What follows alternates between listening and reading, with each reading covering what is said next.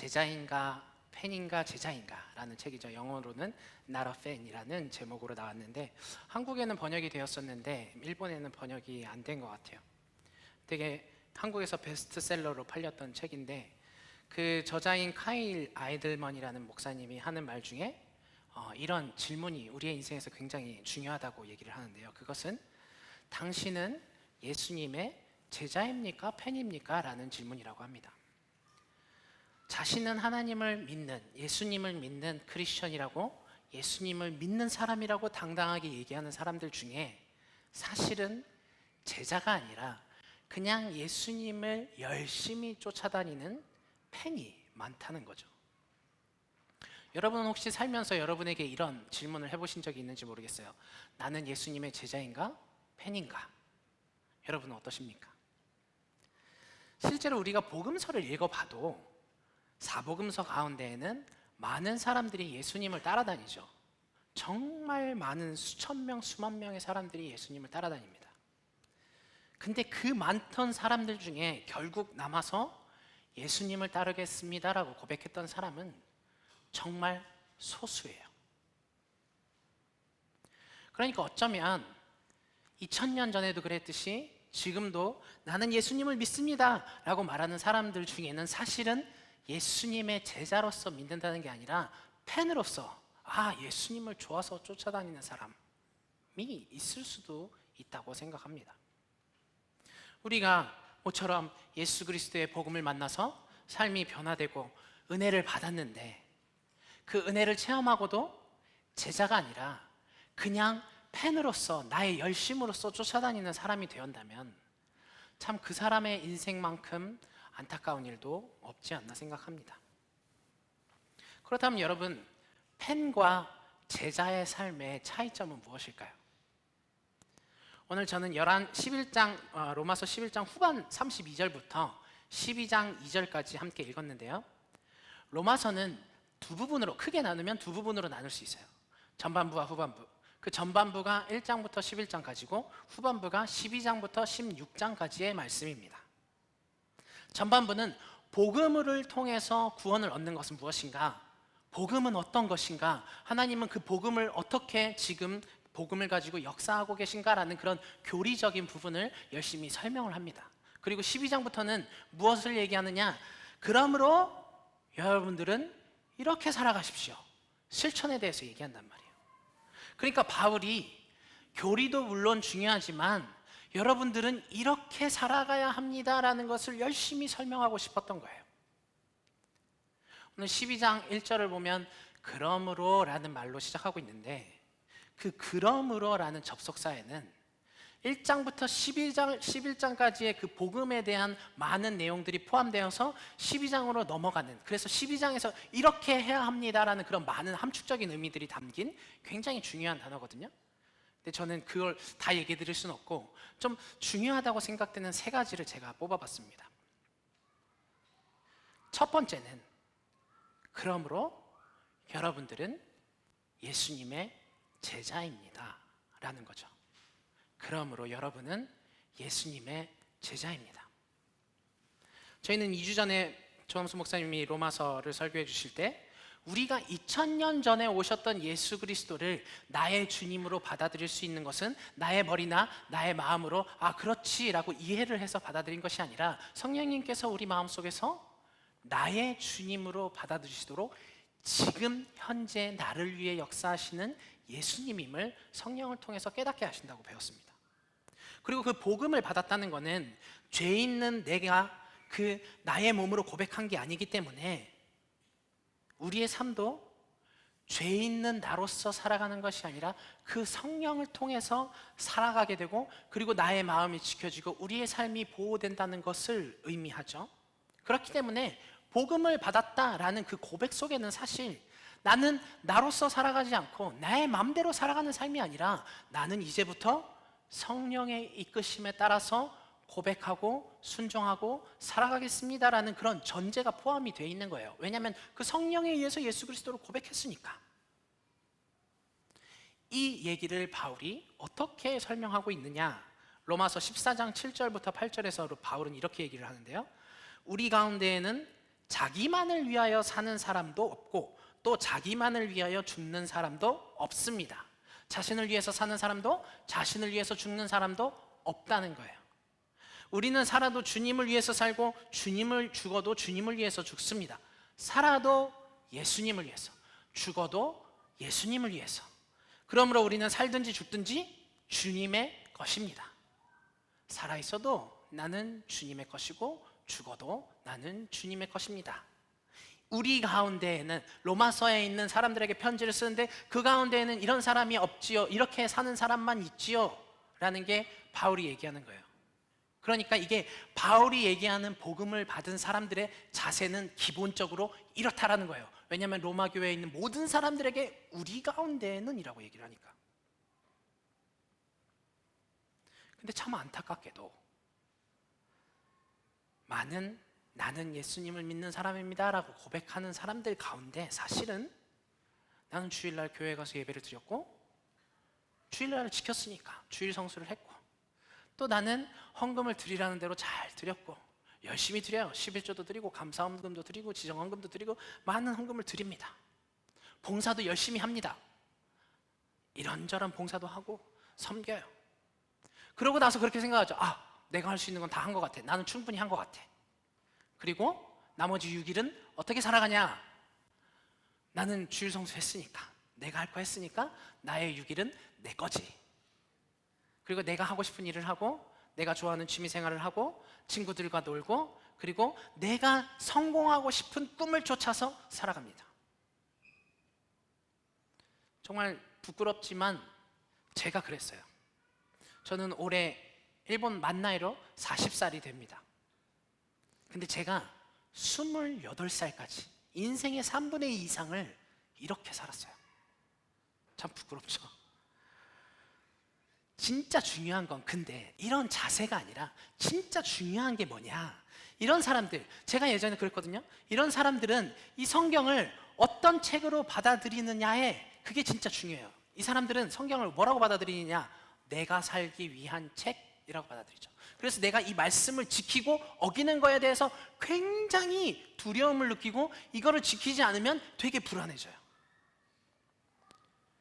주일 성수 하랬으니까 주일 성수하고 시키면 지켰으니까 지키면 지키고 또 하라는 거 다 했으니까 나는 축복받을 거야, 나는 저주받지 않을 거야, 하나님이 나를 벌하시진 않겠지. 근데 이걸 안 지키면 불안해지는 거예요. 그래서 열심히 잘 지키면, 이 성경 말씀대로 열심히 읽고 생활을 하면 하나님이 나의 삶을 보호해 주시고 직장도 잘 유지해 주시고 인생을 성공하게 하시고 가정도 건강도 환경도 지켜주시겠지. 내 꿈도 이루어갈 수 있도록 나를 도와주실 거야. 이렇게 생각을 하는 거예요. 제가 그랬거든요. 근데 이런 모습은 성경을 잘 읽어보면 제자가 아니에요. 나를 위해서 살고 나를 위해서 죽었잖아요. 주일날 교회 온 것도 내가 구원을 받으려고 크리스찬이라는 그 테두리에 나를 집어넣은 거예요. 내 인생 어디에도 주님을 위해서 죽고 살겠습니다라는 고백이 없는 거죠. 구원도 그래요. 구원도 내가 십계명을 잘 지키면, 우상 숭배 안 하면, 말씀하는 대로 잘 지키면 구원을 얻겠지. 나는 하나님만 믿으니까. 근데 그 마음의 저면에는 뭐가 있나요? 내가 구원을 얻기 위해서 하나님을 데리고 온 거잖아요. 내가 우상이에요. 사실 내가 구원받기 위한 존재가 하나님인 거죠. 하나님을 섬기는 게 아니에요. 제가 어쩌면 과거에 나의 삶을 이렇게 계속해서 살아갔다면 저는 지금 이 자리에 있지도 않았을 거고, 그리고 내가 어느 날 그런 예수님한테 실망했을 때, 아니 나는 열심히 정말 믿는 사람다운 모습대로 나의 모습을 열심히 갖췄잖아요. 심지어 때로는 기도도 열심히 하고 때로는 작정 기도도 했잖아요. 근데 뭐예요 하나님? 내 인생 왜 이렇죠? 하나님 믿는 거 맞아요? 그렇게 생각하고 실망한 다음 하나님을 떠났겠죠. 이런 모습은 사복음서를 보면 정말 많이 볼 수 있어요. 그 많은 사람들이 다 예수님한테 어떠한 소원이 있어서 열심히 예수님을 쫓았단 말이에요. 그러고 나서 자기가 생각했던 결과에 실망했을 때 다 떠나가죠. 이게 펜입니다. 펜과 제자의 차이는 내 인생의 주인이 나인가 예수님인가 라는 것에 있어요. 물론 나는 예수님의 제자입니다라고 고백을 하는 사람 중에 진짜 그렇게 고백하는 사람도 있어요. 제자들 중에. 그러나 우리의 마음이 연약해서, 육신이 연약해서 실제로 원하나 살아가지 못하는 사람들도 많이 있어요. 예수님의 12제자 중에 예수님이 기도하러 산에 올라가셨을 때 예수님의 제자들은 다 잤죠. 그러고 나서 예수님이 그러죠. 마음은 원이로되 육신이 연약하다. 그런 사람이 많이 있습니다. 실제로 그래서 우리는 순종하지 못할 때가 많아요. 그렇다고 하나님 원래 나는 이런 사람이니까 내가 그냥 죄를 지면서 나 열심히 하면 되잖아요. 그렇게 얘기하는 거랑 차원이 다르죠. 우리가 연약하다면 하나님 나 이렇게 연약합니다. 나를 세워주세요. 나를 이끌어주세요. 나를 인도해주세요. 이런 고백이 나와야 제자라는 거예요. 근데 어차피 그러니까 그냥 나는 내 인생의 내 주인대로 살아가고 하나님은 하나님대로 나를 구원하면 되는 거 아니냐 이런 고백을 한다면 그건 정말 차원이 다른 얘기죠. 중심 자체가 내가 나를 위한 삶을 살면서 하나님을 데리고 온 거잖아요. 그런 사람은 어쩌면 죄송합니다만 팬인가 제자인가라는 질문을 하기 전에 먼저 나는 정말 십자가의 은혜로 구원을 얻었는가 라는 고민을 먼저 해봐야 돼요. 나는 구원의 확신이 있는가? 라는 고민을 해봐야 돼요. 나의 삶의 모습과는 상관없이 하나님은 나를 구원하셨다는 확신이 있는가? 라는 걸 고민을 해봐야 돼요. 했으니까 구원을 얻는 게 아니라. 왜냐하면 복음을 받은 사람이라면 내가 했으니까 구원을 얻습니다가 아니라 내가 해도 나한테서 나오는 건 전혀 선한 것이 없어요. 나한테서 나오는 건 다 악한 것밖에 없어요. 그래서 내가 하나님한테 갈 수밖에 없어요. 하나님 나를 좀 도와주세요. 이런 고백이 나올 수밖에 없어요. 복음을 만났다면. 자기의 연약함밖에 못 만나거든요. 그런데 어떻게 나는 내 인생을 살 테니까 하나님 인생대로 살면서 나를 도와주세요라고 어떻게 얘기를 하냔 말이에요. 복음을 만나면 내가 팬이고 싶은 걸 거부하게 돼요. 왜냐하면 팬으로서는 살 수 있는 희망이 없으니까. 그래서 제자가 되는 걸 원합니다. 복음에는 그만한 능력이 충분히 있어요. 그걸 믿지 못한다면 복음의 능력을 거부한 거죠. 저는 오늘 설교를 준비하면서 두 번째로 이거를 알게 됐어요. 그러므로 너희는 하나님의 자비하심을 위해서라는 걸 알게 됐어요. 두 번째는 하나님의 자비하심을 위해서입니다. 제가 이번 설교를 준비하면서 제가 지금까지 살아오면서 하나님의 자비하심에 대해서 이만큼 고민해 본 적이 있을까? 라는 생각을 해봤어요. 진짜 이 자비하심이 너무 큰 거예요. 정말 압도되었어요. 여러분은 이 하나님의 자비하심을 얼마나 가슴속 깊이 느껴보셨나요? 바울이 하나님의 자비하심으로 권합니다. 자비하심을 힘입어. 왜 자비하심을 꼭 강조를 하고 있냐?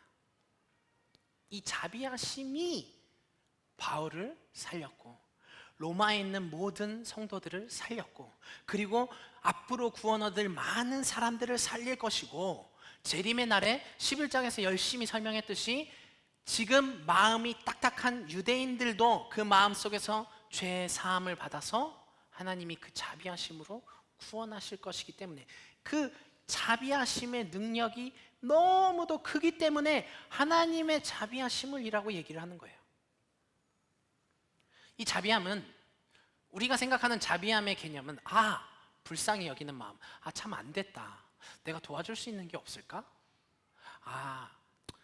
지금은 안 되지만 다음엔 꼭 도와줘야지. 이런 마음이 아니에요. 진짜 마음 깊이 우러나오는 사랑에서 앞에 있는 사람이 멸망하는 모습을 볼 때 이대로 절대 둘 수 없는 마음이에요. 죄 짓는 사람을 보면 하나님은 화가 솟는단 말이에요. 분노를 일으키세요. 왜냐하면 자기가 만든 사람이 하나님을 거부하고 죄를 지니까 분노가 생긴단 말이죠. 근데 하나님이 이 자비하심 때문에 그 분노가 생기는 사람이 멸망을 받는 것도 그대로 둘 수가 없는 거예요. 내가 이 사람의 멸망하는 걸 내가 그대로 둘 수가 없어. 내가 이 사람을 어떻게 해야 되지? 어떻게든 구원해야겠다는 그 마음. 그래서 만약에 내가 이 사람을 구원하지 못했다면 내가 나를 자책하는 마음이 너무 그 화가 커질 것 같은 마음, 그게 자비함이에요. 이게 인간의 말로는 사실 설명하기가 진짜 어려운데 제가 하나의 예를 생각해 봤어요. 이런 자비하심의 마음, 부모의 자비가 이런 자비가 아닐까. 예를 들어서 여러분의 자녀가 있어요. 사랑하는 정말 너무 사랑스러운 자녀가 있어요. 눈에 넣어도 안 아플 그런 자녀가 있단 말이에요. 근데 그 자녀가 눈앞에서 사고가 났어요. 근데 그 눈앞에서 살이 다 찢겨져요. 피를 막 흘려요. 죽어가요. 근데 내가 움직일 수가 없는 거야. 그럼 죽어가는 아이를 보면서 여러분은 무슨 마음이 들겠어요? 내가 저 아이를 구해야 되는데 나는 아무것도 할 수가 없네. 왜 나는 이런 몸뚱이인 거야? 자기를 비난하게 될 거예요. 내가 아이를 위해서 아무것도 할 수 없는 그 안타까움 때문에. 그러고 나서 그 자녀를 구하지 못하는 마음이 도리어 나에게 화가 됩니다. 나는 왜 살았을까?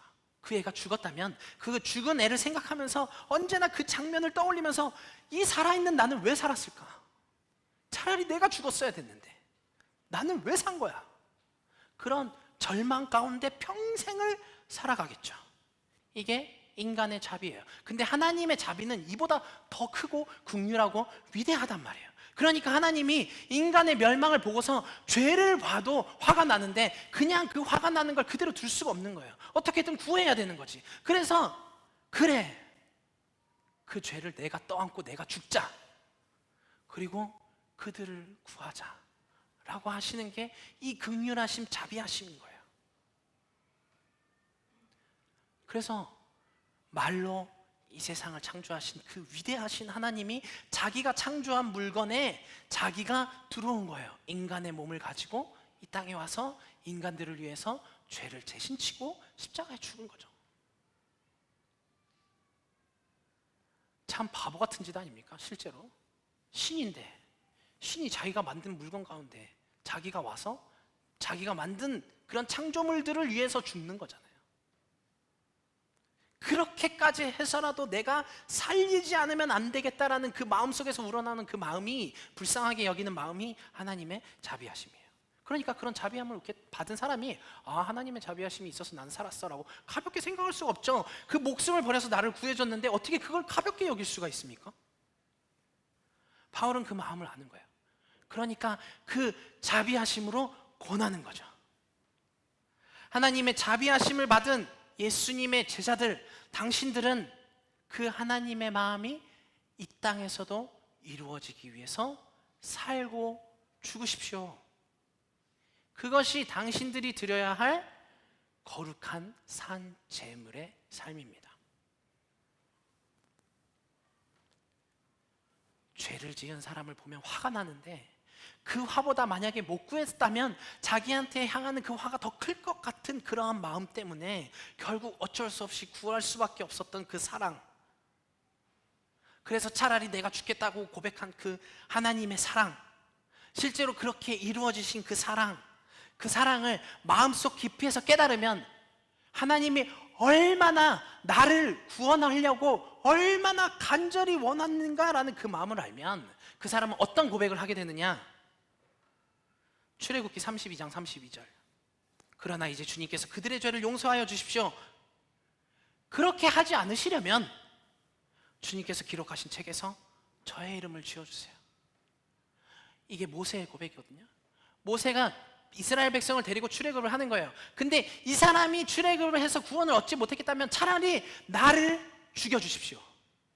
저 사람들이 구원 못 받을 바에 나도 구원을 못 받는 게 낫지 않겠습니까? 라는 그 하나님의 마음을 그대로 모세가 받아서 이런 기도를 드리는 거예요. 이 기도로 이스라엘 백성이 살거든요. 로마서 9장 3절. 나는 육신으로 내 종족인 내 결례를 위하는 일이라면 내가 저주를 받아서 그리스도에게서 끊어질지라도 달게 받겠습니다.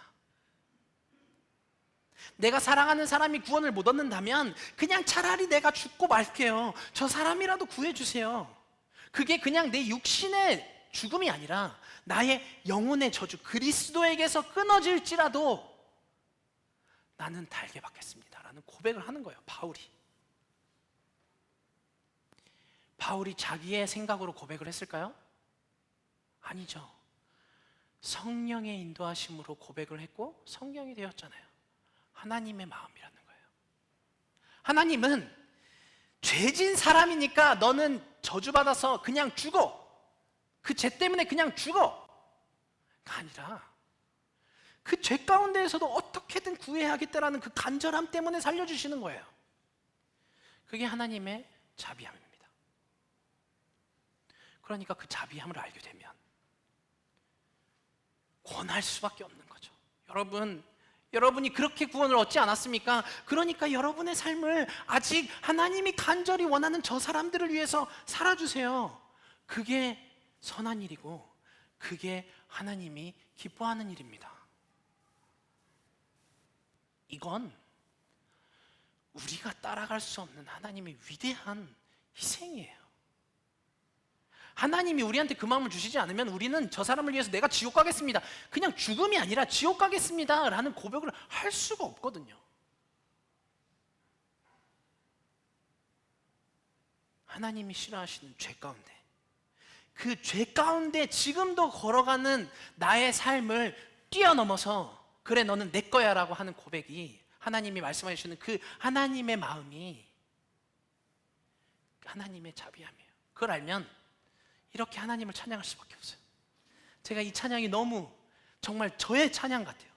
11장 32절, 하나님께서 모든 사람을 순종하지 않는 상태에 가두신 것은 그들에게 자비를 베푸시려는 것입니다. 이 순종하지 않는 사람들의 모습이 있었기 때문에 다른 사람들이 구원을 얻는 거예요. 하나님은 죄를 싫어하지만 그럼에도 불구하고 놔두셨다는 거예요. 왜냐하면 구원을 하고, 죄를 싫어함에도 불구하고 구하고 싶은 마음이 더 큰 거죠. 하나님의 부유하심은 어찌 그리 크십니까? 하나님의 지혜와 지식은 어찌 그리 깊고 기쁘십니까? 그 어느 누가 하나님을 판단을 헤아려 알 수 있으며 누가 알 수 있겠습니까? 그 어느 누가 하나님의 길을 더듬어 찾아낼 수 있겠습니까? 누가 주님의 마음을 알았으며 누가 주님의 조언자가 되었습니까? 누가 먼저 무엇을 드렸기에 주님의 담례를 바라겠습니까? 만물이 그에게서 나고 그로 말미암아 있고 그를 위하여 있습니다. 그에게 영광이 세세에 있기를 바랍니다. 아멘. 이게 우리의 고백이 돼야 돼요. 하나님이 일부러 그 죄를 싫어하는 분인데 불구하고 그 죄 가운데 놔뒀다는 거예요. 왜냐하면 그 죄 가운데 놔두는 걸 통해서 다른 사람이 구원을 얻을 수 있다는 거죠. 모든 사람을, 처음엔 이스라엘만이었지만 그게 이방인의 수가 찰 때까지 모든 사람을 그렇게 하신다는 거예요. 여러분, 우리의 삶을 돌아보세요. 우리의 간증이 뭐죠? 나는 이렇습니다만, 사실 이런 결론이 나올 수가 없습니다만 하나님이 나를 통해서 역사하셔서 이런 결과가 나왔어요. 은혜이지 않습니까? 나는 친구와 만나면 싸울 수밖에 없는 사이인데 내 입속에서 나오는 거짓과 악 때문에 나는 사람과의 관계가 안 되는데 목장에서 은혜가 넘쳐요. 이게 하나님의 역사하심 아닙니까? 우리의 연약함이 있어도 하나님이 그 연약함 가운데 역사하시는 걸 통해서 우리는 하나님을 증거하는 거예요. 내 속에서 내가 할 수 있는 게 아니라 하나님이 역사하지 않으면 이게 될 수가 없다는 것을 하나님을 증거하는 거죠. 그러면 사람들은 그걸 통해서 또 하나님을 보는 거예요. 인간의 연약함 가운데 하나님이 드러난다는 거예요. 여러분, 우리가 예수님을 믿었잖아요. 근데 사실 살아가는 게 힘들죠. 쉽지 않아요. 일하는 것도 힘들고요, 사람과의 관계 맺는 것도 힘들고 스트레스 받아요. 우리의 소망은 천국에 있잖아요. 빨리 천국 가면 좋겠는데. 우리가 그러면 나의 죄악과 싸우지 않아도 되잖아요. 하나님, 나를 좀 빨리 데려가 주세요. 그게 나한테 나을 것 같아요. 이런 고백이 사실 더 낫거든요. 하나님도 내가 너를 구했는데, 예수 그리스도의 은혜를 통해서 구원했는데 계속 짓는 거, 죄를 짓는 거야. 맨날 죄를 짓는 거야. 그걸 보면서 하나님이 얼마나 마음이 찢어지겠어요. 그걸 볼 바에 하나님도 그냥 빨리 천국으로 데려가는 게 속 편합니다. 근데 왜 놔두냐고요. 왜 우리를 이 땅에 굳이 우리도 고생하고 하나님도 고생하는데 왜 놔두냐고요. 왜 놔둘까요? 하나님의 자비하심이 아직 받지 못한 사람에게 전해져야 되니까. 로마서 10장 14절부터 15절. 그런데 사람들은 자기들이 믿은 적이 없는 분을 어떻게 부를 수가 있겠습니까? 또 들은 적이 없는 분을 어떻게 믿을 수가 있겠습니까? 선포하는 사람이 없으면 어떻게 들을 수 있겠습니까? 보내심을 받지 않았는데 어떻게 선포할 수 있겠습니까? 성경에 기록한 바 기쁜 소식을 전하는 이들의 발걸음이 얼마나 아름다우냐 한 것과 같습니다. 우리가 이 땅에 남아있는 이유는 다른 것에 있지 않아요. 우리가 이곳에서 성공하고 행복하는 삶을 사는 것보다 사실 천국에서 행복한 삶을 사는 게 훨씬 기쁘거든요. 근데 왜 굳이 이곳에서 우리가 성공을 요구를 하면서 또 나의 죄악과 싸우면서 하나님의 말씀에 순종하면서 그 노력 가운데 열심히 살아가야 되냐고요. 다른 이유 없죠. 아직 하나님이 구원하기로 작정한 영혼이 돌아오지 않았기 때문이에요. 그 사람 앞에서 우리가 하나님을 증거해야 되기 때문이에요. 그게 없다면 하나님은 지금 당장 우리를 다 천국으로 데리고 갈 거예요. 여기 놔둘 이유가 없거든요. 이게 하나님의 자비함입니다. 2000년 동안 이 로마서가 쓰여지고 나서 2000년 가까운 시간 동안 이 하나님의 자비하심이 저한테 온 거고 여러분한테 온 거예요. 그 2000년 동안 하나님이 얼마나 많은 죄인들을 보면서 김성우를 구하려고, 여러분을 구하려고 얼마나 참았겠어요. 그리고 거기까지 복음이 전하게 되려고 얼마나 열심히 일을 했겠습니까? 그 열심이 있어서 여러분이 구원을 얻은 거예요. 제가 구원을 얻은 거예요. 그 마음을 알면 하나님이 다른 사람을 구하고 싶은 마음이 얼마나 간절한지 알 수밖에 없지 않습니까? 내가 뭐길래, 내가 뭔데 이 세상을 만드신 하나님이 여기까지 하시냔 말이에요. 나를 위해서. 내가 뭔데 지금도 죄를 짓는 나를 위해서 하나님이 그래도 복음을 전하는 그 다리가, 발걸음이 아름답다라고 칭찬을 해주냔 말이에요. 도대체 내가 뭔데? 얼마나 아름답습니까? 위대합니까? 이 하나님의 자비하심 찬양할 수밖에 없는 거예요.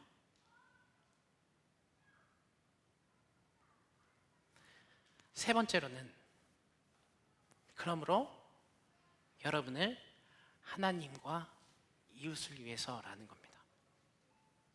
여러분을 하나님과 이웃을 위해서. 제가 아까도 말씀드렸지만 12장 이하로는 실천에 대한 가르침이 계속해서 나오거든요. 근데 어떤 특징이 있습니다. 12장을 쭉 보시다 보면 특징이 있어요. 그건 바로 내가 하나님 앞에서 어떻게 서야 하는가라는 얘기는 하지 않아요. 하나님과 사람들과의 그 관계성을 계속 얘기를 해요. 크리스천이니까 이렇게 올바르게 살아가야 돼. 하나님 앞에서 이런 거룩함을 지켜야 합니다. 너는 이 아니라 이 땅에서 악은 사람과의 관계를 깨는 일입니다.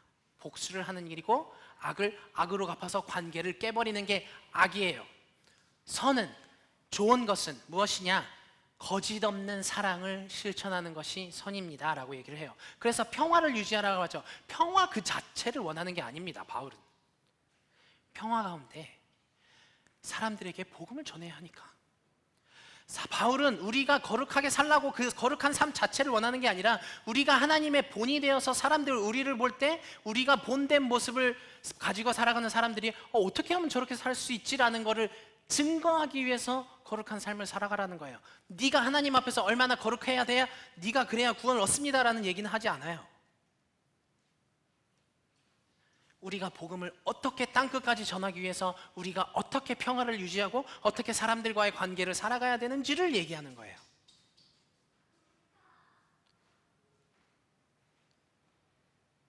도덕 얘기가 아닙니다.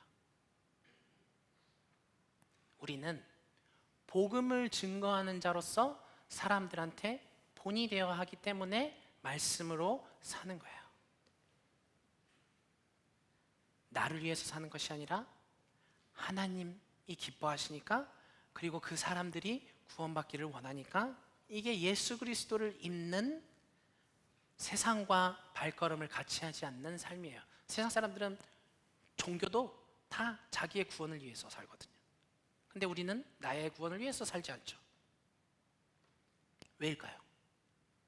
내가 구원을 얻기 위해서, 내가 하나님의 자녀가 되기 위해서, 내가 하나님께 축복받기 위해서, 내가 하나님 앞에서 나의 사랑하는 자녀라는 이야기를 듣기 위해서 필요한 모든 조건은 예수님이 한 번에 다 끝내주셨기 때문이에요. 구약 성경에서 얘기하는 제사라는 건 어떠한 것을 하나님께 드리는 일인데, 사실은 그게 그 어떠한 것을 드리는 목적이 아니라 그 사람이 드려져야 되는데 하나님이 그 사람이 살아가야 되니까 대신 어떤 걸 드리라고 그 조건들을 주시는 거거든요.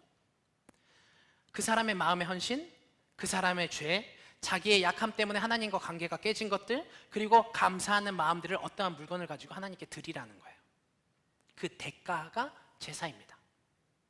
근데 저희는 제가 좀 전에도 말했지만 우리가 하나님 앞에 드려야 하는 모든 대가는 예수님이 십자가에서 다 해결하셨어요.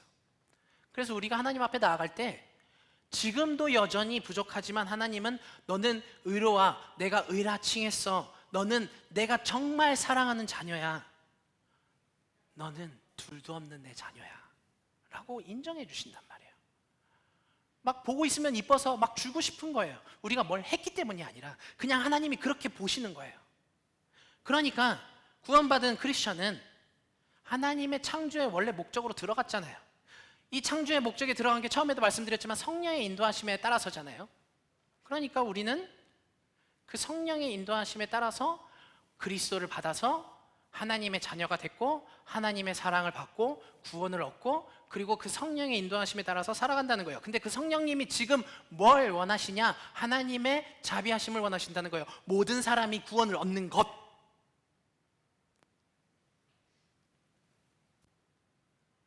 바울도 그래서 자비하심으로 권합니다. 여러분의 삶을 이렇게 살아가십시오 라고 얘기하잖아요. 성령은 한 분이십니다. 바울이 그런 고백을 했다면 우리도 똑같은 고백을 해야 돼요. 그게 당연한 거예요. 같은 성령을 받았잖아요. 모든 사람이 구원받기를 원하고 모든 사람이 하나님의 사랑을 받았으면 좋겠고 더 이상 저렇게 헤매지 아니하고 하나님의 자녀가 되어서 기쁨으로 살아가기를 원하는 마음, 저 사람이 구원을 받지 못한다면 차라리 내가 그리스도로부터 끊어진다 할지라도 구원을 받았으면 좋겠다라는 그 간절한 소망, 이게 하나님의 자비하심이고 사랑이란 말이에요.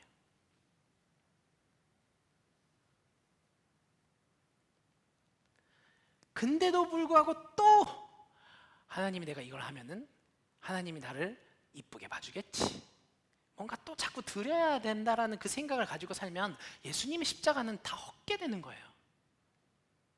우리는 예수님의 그 사랑 하나로 충분합니다. 그래서 우리가 우리의 삶을 제사로 드린다는 건 내가 나를 위한 어떤 대가를 드리는 게 아니라 이웃을 위해서, 그리고 내가 이렇게 살 때 하나님이 기뻐하니까 하나님을 사랑하는 나의 마음이 하나님의 기뻐하시는 모습을 보려고, 그리고 이웃 사람들의 기뻐함을 보기 위해서 나를 제사로 드리는 거예요. 그러니까 이웃을 사랑하고 하나님을 사랑하고 이웃을 사랑하는 모든 것에 율법과 예언서의 본 뜻이 달려있다라고 예수님이 마태복음 22장 40절에서 말씀을 하시는 겁니다. 하나님을 사랑하고 이웃을 사랑하는 것. 결론입니다. 여러분들은 다 복음을 들으셨잖아요. 그래서 받았잖아요. 제자가 되셨단 말이에요. 그러면 제자가 되셨으면 이제 이 성경을 내가 하나님 앞에서 어떻게 살아가야 하는가라는 나를 위한 성경으로 보지 마세요. 이 성경은 예수 그리스도로 인도하기 위한 말씀들이 쓰여져 있거든요. 그래서 우리가 이 성경을 통해서 나의 연약함을 알고 예수 그리스도를 만났잖아요. 그리고 우리는 구원을 얻었잖아요. 그러면 이 성경은 이제 어떻게 봐야 되느냐? 내가 어떤 행실을 했을 때 하나님이 기뻐하실까? 조건을 바라는 게 아니고 너무 하나님을 사랑해서 하나님이 기뻐하시는 걸 내가 바라는 거예요. 그래서 이 성경을 읽고 나는 그걸 실천하기를 내 마음속으로 원하게 되는 거죠. 그리고 이웃 사람을 볼 때 저 사람이 나의 이런 모습을 보면 저 사람이 하나님을 바라볼 수 있겠지. 그러니까 나는 저 사람을 사랑하는 마음으로 내가 이걸 해줘야지. 연애하면 다 상대방이 좋아하는 거 하고 싶은 거 하잖아요.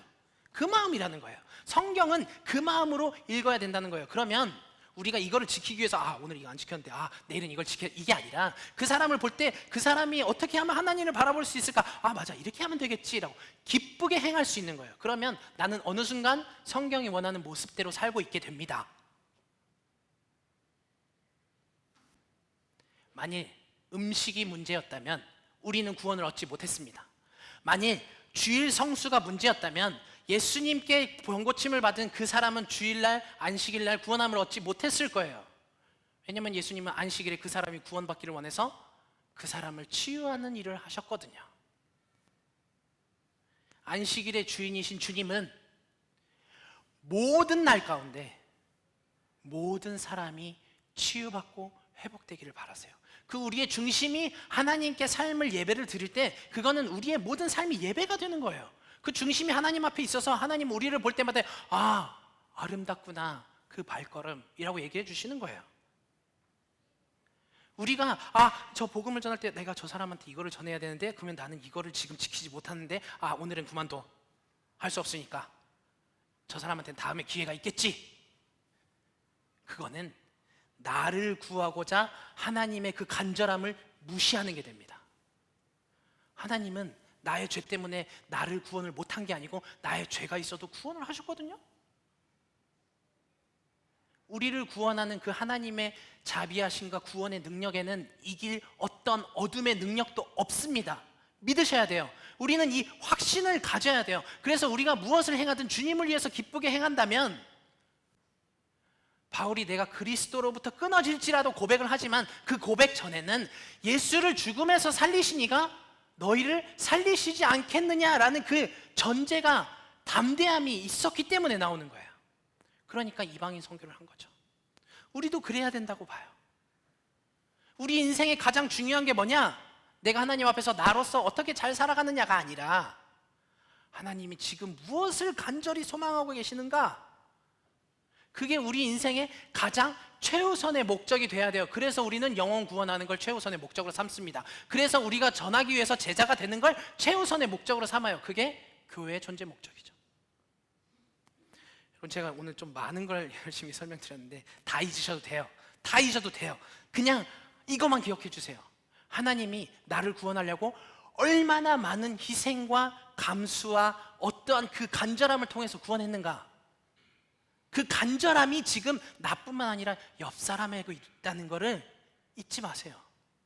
그걸 알면 우리는 죄 속에 속해 있지 않고 자유하게 되었다라는 그 자유함 속에서 기쁘게 성경을 묵상하고 읽고 동행하게 돼요. 이게 복음의 능력이에요. 여러분, 한 주간 이러한 자유함 속에서 살아보세요. 그러면요, 여러분이 하나님 나의 평안을요, 나 이런 기도 제목이 있는데 하나님 나 이런 거 기도하지 않아도 돼요. 사실은 예수님이 말하잖아요. 먼저 그의 나라와 그의 일을 위하여 구하라. 그러면 그 모든 것이 너희에게 더하여지려. 왜냐? 우리가 그거를 전하려고 하면요, 사람들이 우리를 바라보면서 저 사람은 왜 저렇게 기쁠 수 있을까? 저 사람의 삶은 왜 저렇게 행복할 수 있을까가 돼야 볼 거 아닙니까? 우리의 중심이 그게 있으면 하나님은 그거를 주신다는 거예요. 그걸로 하나님이 내가 바라지 않아도 줄 테니까 제발 더 전해줄래? 라고 하시니까 우리의 삶이 풍성해질 수밖에 없는 거예요. 이 간절한 소망을 가지고 일주일간을 살아갈 때 하나님이 우리의 삶을 얼마나 더 윤택하게 하고 풍성하게 하시는지 그 한 주간의 삶에서 하나님을 체험하시기를 간절히 소원합니다. 함께 기도하기를 원합니다. 주님,